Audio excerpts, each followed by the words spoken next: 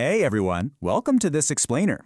Today, we're getting into something we've all struggled with, how to truly detoxify our conversations. You know that feeling when you're just totally drained by office gossip, or maybe frustrated by a debate that completely spiraled out of control? Well, you're in the exact right place. We're going to look at how to transform the way we listen, pause, and speak by pulling from both modern psychology and some seriously ancient wisdom. Okay, let's just rip the Band-Aid off and acknowledge a pretty painful reality of modern communication. A lot of the time, we're stuck in this endless cycle of just talking past each other. We react instead of actually responding, and we rush to fill every single second of silence with just noise. Honestly, we're dealing with a huge problem of over-talking. It's a deeply biological urge to jump in and make sure our point is heard, but ironically, it just leaves us feeling completely disconnected. So how do we fix this? Well, we actually need to ground ourselves in some ancient wisdom. Let's start with the founder of Stoicism, Zeno of Citium. He pointed out our basic anatomical ratio. We've got 2 ears and only 1 mouth. Think about that for a second. The Stoics really championed the art of empathic listening. That means giving your full attention to someone and truly trying to get into their mindset, rather than just giving in to that massive urge to immediately fire back a response or make the whole conversation about you. And you know what's fascinating? This Stoic idea lines up perfectly with Buddhist teachings, specifically this concept of right speech, or samavacha, from the Noble Eightfold Path. It asks for a huge shift in our focus. Instead of these ego-driven, knee-jerk reactions or exaggerated stories, right speech demands a super-disciplined, mindful approach. It means making absolutely sure our words are strictly truthful, non-hurtful, and have actual purpose. When you lay it all out, like on this slide, there's a really stark contrast between our default habits and what we're actually capable of. On one hand, you've got the reactive talker. They're driven by that raw fight-or-flight instinct, bulldozing through agendas and gossiping just to relieve awkward tension. But on the flip side, the mindful communicator relies on a grounded, intentional way of connecting. They use strategic silence, genuine empathic listening, and they ask great open-ended questions. Part 1. The ABC Framework, Embodying Mindful Communication. So moving from the theory in our minds down into the body, how do we actually become that mindful communicator when the pressure is on? Well, we can use communication expert Lily Powell's extremely actionable ABC framework. She brilliantly breaks down this abstract idea of mindfulness into 3 clear physical steps: arrive, breathe, connect. This is basically a tactical toolkit you can use right in the heat of the moment when a conversation starts going off the rails. Let's break down how each step works. Step A is all about physically arriving. You want to adopt what's called an alert yet relaxed posture, kind of like a natural mountain pose in yoga. Feet flat on the floor, spine tall, shoulders dropped and relaxed. By making these tiny micro-adjustments to your posture, you're not just cooling down your own internal fire, you're also non-verbally signaling total attentiveness and respect to the person you're talking to. Then we move to step B, which uses something called grounded curiosity breathing. This draws straight from yoga pranayama practices.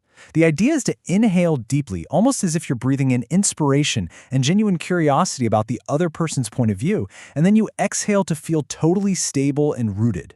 Regulating your breath like this actually dials down your physical arousal levels, which helps you project this really calm, mature, self-possessed energy.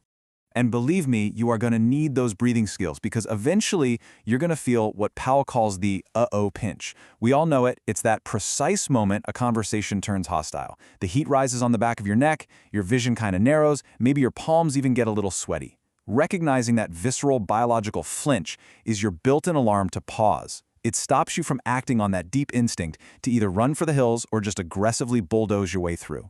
That brings us to step C, which asks us to overcome that pinch by intentionally choosing a generous interpretation of the other person's motives.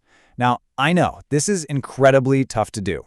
It essentially means drawing an imaginary circle around both of you and actively trying to find what is reasonable in their perspective.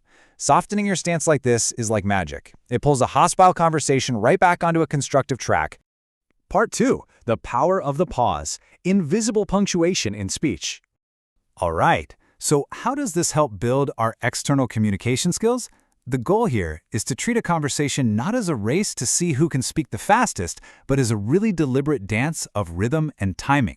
And your absolute secret weapon here is the intentional pause. By knowing exactly where to drop in a little silence, the pause becomes this commanding presence. Think about it. You ask a question and hold a calm beat. You drop a huge key takeaway and let it hang there for 3 seconds. These beats of silence act as invisible punctuation. They give massive weight and meaning to whatever you just said.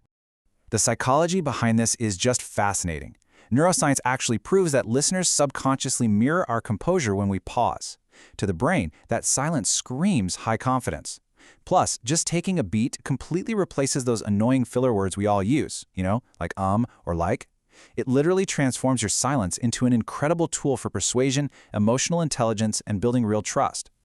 So here's the really crucial point.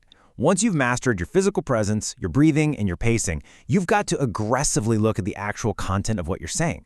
And as this famous Eleanor Roosevelt quote perfectly lays out, small minds discuss people. If we truly want mindful connection, we have to elevate our subject matter and just weed out the gossip. Of course, when you do encounter small-minded talk, you need some clever, socially skilled tactics to redirect things without sounding like a judgmental killjoy. Take a look at this table. If someone starts whining constantly, just ask them, "Can you give me a concrete example of that?" It completely forces them into problem-solving mode. If they directly attack a coworker, brightly say, "Hey, let's go talk to them right now." Or you can always just embrace the sheer power of silence to clearly signal you're just not interested. To really lock this in, wellness advocate Julie Dahmer has 5 excellent tips to stop gossip in its tracks. By intentionally setting positive parameters for your chats, gently steering things to constructive topics, or just leading by example with neutral observations, you basically act as a human filter. And establishing firm boundaries with chronic gossipers, that is absolutely crucial. It protects your own mental peace while helping you build much deeper, way more authentic connections with everyone else. Bringing it all back around to our Stoic roots, Zeno hits us with another brilliant piece of wisdom: better to trip with the feet than with the tongue. It's a huge reminder that careless words, the ones driven by unchecked emotion and terrible listening, can do lasting, sometimes unfixable damage to our relationships and reputations. But disciplined speech and deliberate silence, those build incredible respect. Ultimately, what this whole explainer boils down to is realizing that mastering the pause and mastering our words is really about mastering ourselves. True communication mastery doesn't mean having the fastest comeback or being the loudest voice in the room. Honestly, it comes from simply knowing when to say nothing at all. So, I want to leave you with a bit of a challenge. The very next time you feel that uh-oh pinch, when the tension spikes and you desperately want to overtalk or lash out, just take a breath.